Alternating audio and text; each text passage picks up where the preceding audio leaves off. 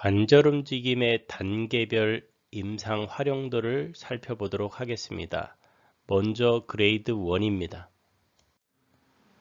그레이드 1 단계는 조인트 리액션 폴스가 사라지는 경우를 의미하는 것으로 그레이드 1 트랙션은 특징적으로 리얼 무브먼트가 아니라는 것입니다. 즉, 조인트 리액션 폴스가 제거되면 그레이드 1이 성취됩니다. 조인트 리액션 폴스가 발생하는 원인을 알아야지만 조인트 리액션 폴스를 제거하여 그레이드 1 트랙션을 성취할 수 있게 됩니다. 1차적으로 조인트 리액션 폴스가 발생하는 원인은 자세입니다. 특징적으로 항중력 자세에 의해서 안티 그래비티 머슬들이 컨트랙션 했을 때 조인트 리액션 폴스가 발생할 수 있습니다. 두 번째는 일상생활 동작을 위한 액티비티를 위해서 근육이 컨트랙션 했을 때 조인트 리액션 폴스가 발생합니다. 또는 레스팅 포지션을 제외한 나머지 위치에 있을 때도 관절의 압박이 발생할 수 있습니다.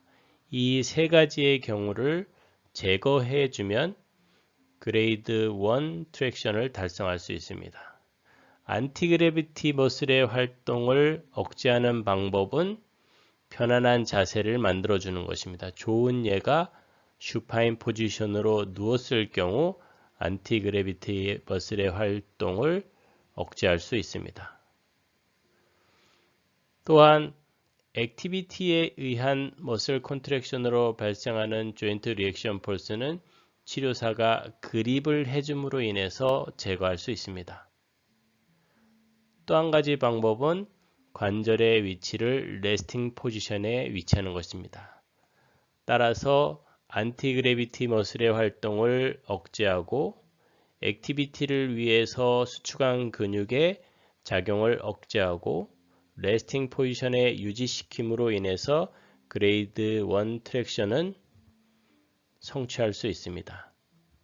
이런 문제라면 조인트 리액션 폴스로 관절의 압박력이 상승하여 통증이 발생하는 경우 그레이드 1 트랙션을 성취하고 경우에 따라서는 그레이드 1 트랙션과 함께 인터미턴트 트랙션이나 바이브레이션 오실레이션 무브먼트를 결합하여 사용함으로 인해서 조인트 리액션 폴스를 제거하고 그로 인해서 발생하는 통증을 완화시킬 수 있습니다.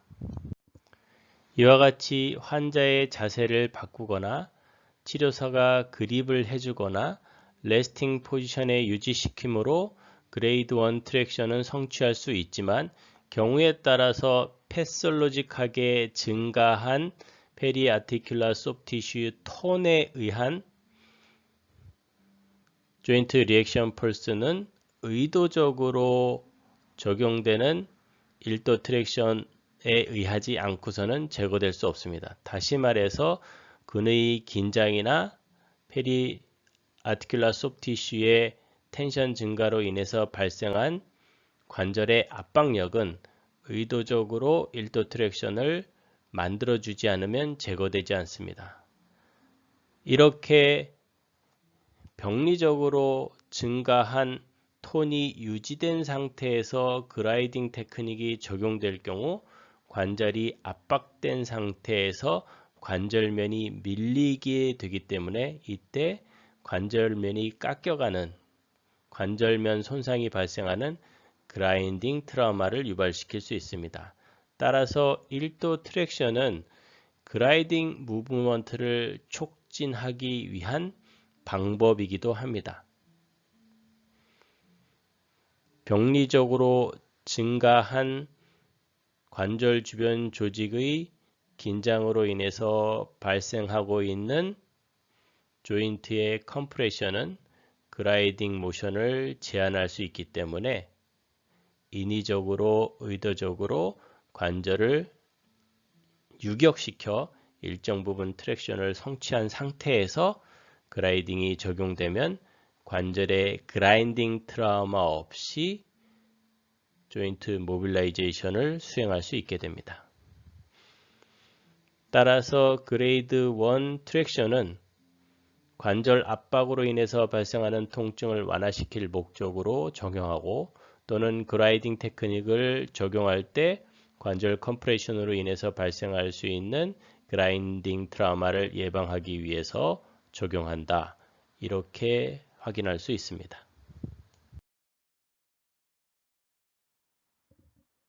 그레이드 2는 검진과 치료 모두에서 활용될 수 있습니다.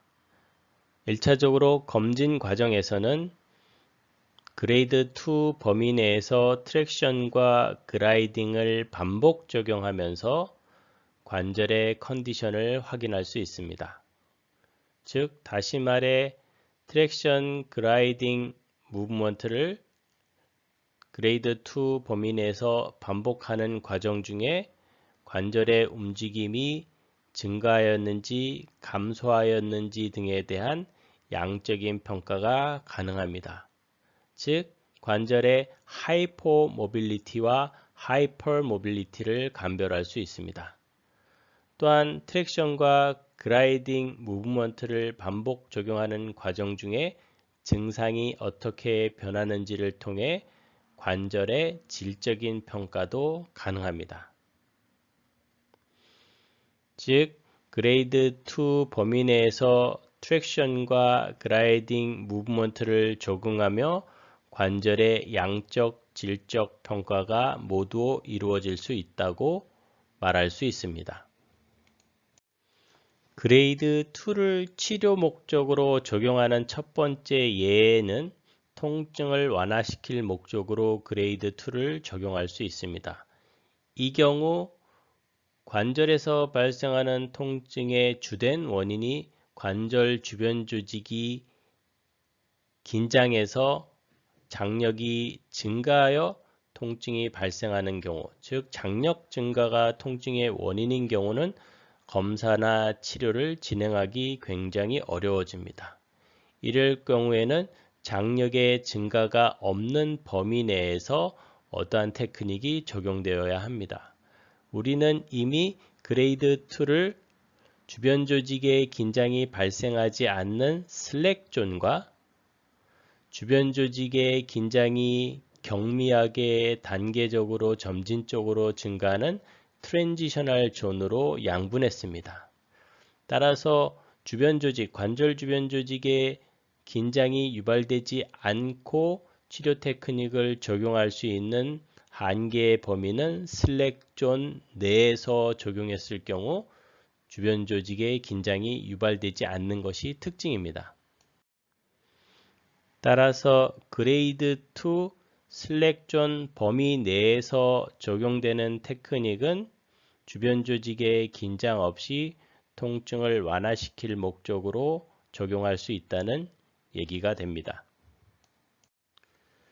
관절 주변 조직의 긴장을 유발하지 않고 슬랙 존 범위 내에서 오실레이션이나 바이브레이션을 가미한 테크닉을 적용할 수 있습니다. 끝으로 관절 움직임의 제한이 페리아티큘라 소프트 티슈의 쇼트닝이 아닌 긴장에 의해서 발생하는 경우입니다.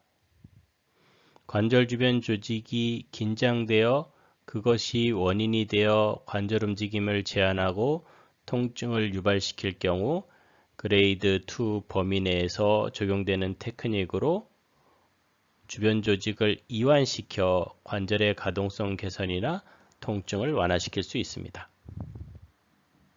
이것을 릴렉세이션 테크닉이라고 얘기하고 이로 인해서 관절 움직임을 개선시킬 수 있습니다.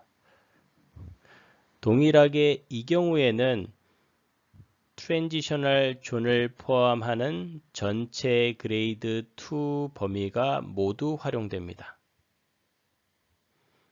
궁극적인 목적은 관절 주변 조직을 이완시키는 것이 목적이기 때문에 신장이 유발되지 않는, 즉 그레이드 2를 넘어서서 조직에 신장이 유발되지 않는 범위 내에서 테크닉이 적용되는 것입니다. 앞서 설명한 것처럼 페리아티큘라 소프트 티슈의 쇼트닝 없이 주변 조직의 장력이 증가하여 움직임을 제한하고 있는 것이기 때문에 신장을 필요로 하지 않습니다. 따라서 그레이드 2를 넘어갈 이유가 없고 그레이드 2 범위 내에서 즉 슬랙 존과 트랜지셔널 존을 모두 활용하여 역시 오실레이션이나 바이브레이션을 가미한 인터미티트 트랙션 등을 적용하여 관절 주변의 조직을 이완시키고 통증도 완화시킴으로 인해서 움직임을 개선할 수 있게 됩니다. 따라서 그레이드 2는 관절의 컨디션을 확인하기 위한 검사 단계에 활용할 수 있고 조직의 긴장을 유발시키지 않는 범위 내에서 통증을 완화시키기 위한 테크닉으로 활용될 수 있고 관절 주변 조직의 쇼트닝 없이 긴장으로 인해서 발생하는 관절 움직임 제한이나 통증을 완화시킬 목적으로도 적용할 수 있는 범위로 인식하면 될 것 같습니다. 그레이드 3 역시 검진과 치료 과정 모두에서 활용될 수 있습니다. 먼저 검진에서는 퍼스트 스톱, 즉 그레이드 2 마지막 단계에서 그레이드 3 마지막 단계인 파이널 스톱까지 진행하면서 치료사가 느끼는 주관적인 느낌인 엔드필을 확인할 수 있습니다. 엔드필은 관절에 대한 질적인 평가에 해당됩니다.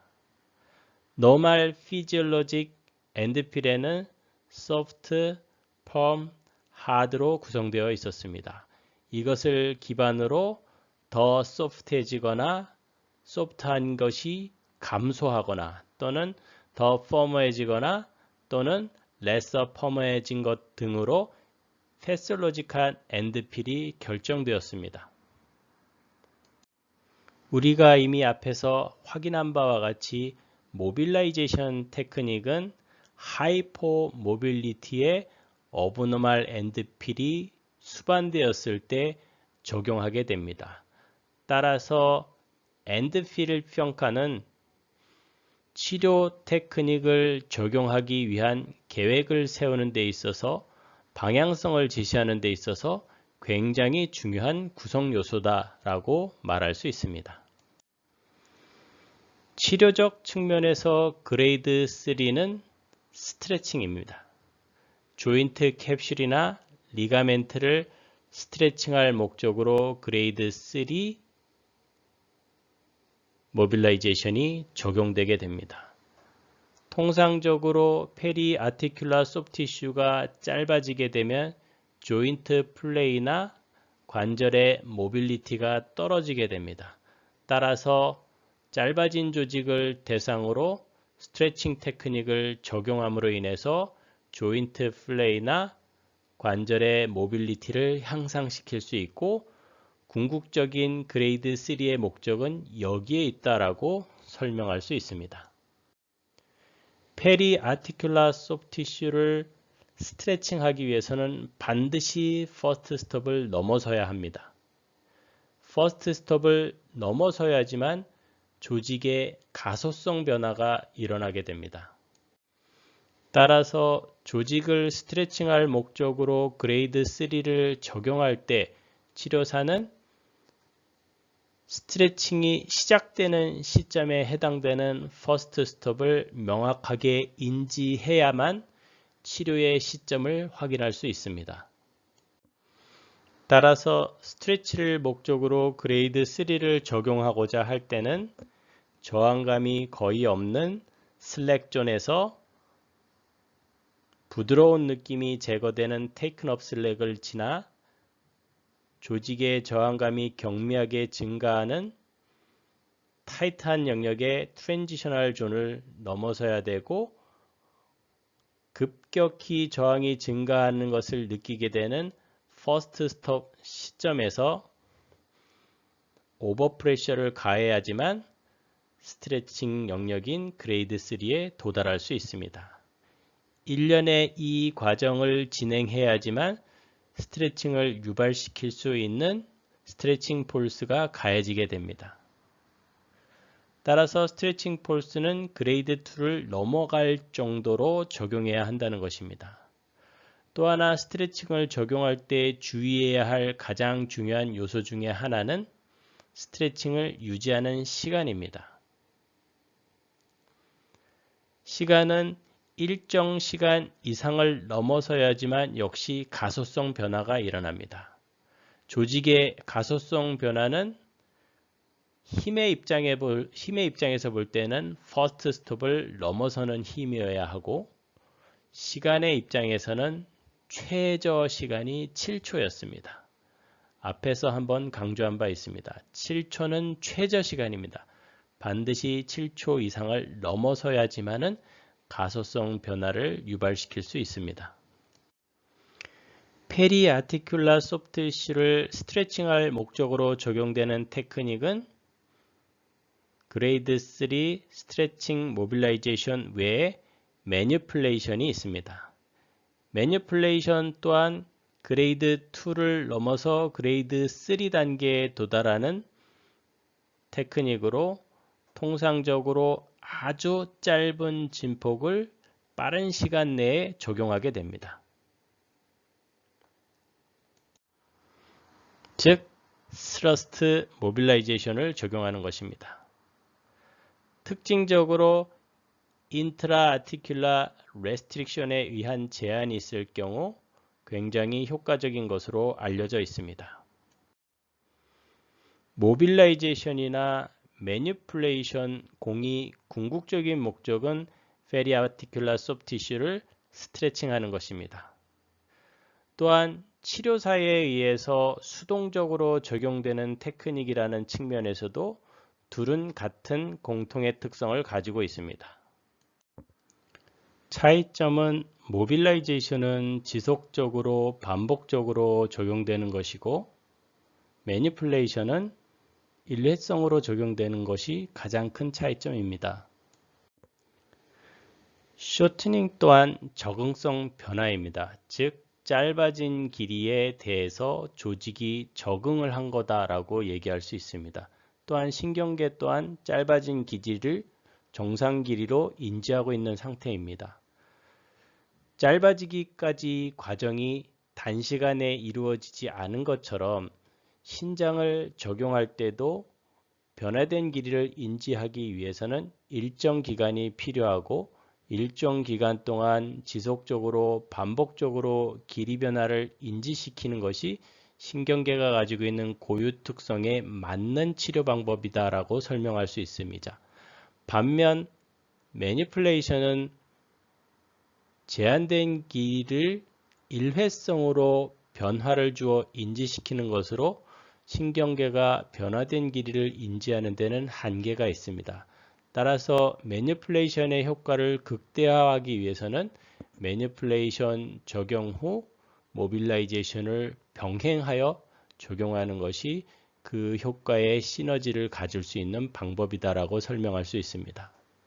따라서 칼텐본 에반스 컨셉에서는 짧아진 길이의 변화를 유발시키기 위해서 적용되는 스트레칭 테크닉으로는 모빌라이제이션 테크닉을 우선적으로 권유하고 정확한 검진을 통해서 절대 적응증일 경우에만 매니플레이션 테크닉을 추천하고 있습니다. 더불어 매니플레이션의 모빌라이제이션 테크닉을 병행할 것을 권유하고 있습니다. 이런 사안들을 잘 기억해서 임상에서 적용해야 할 것 같습니다.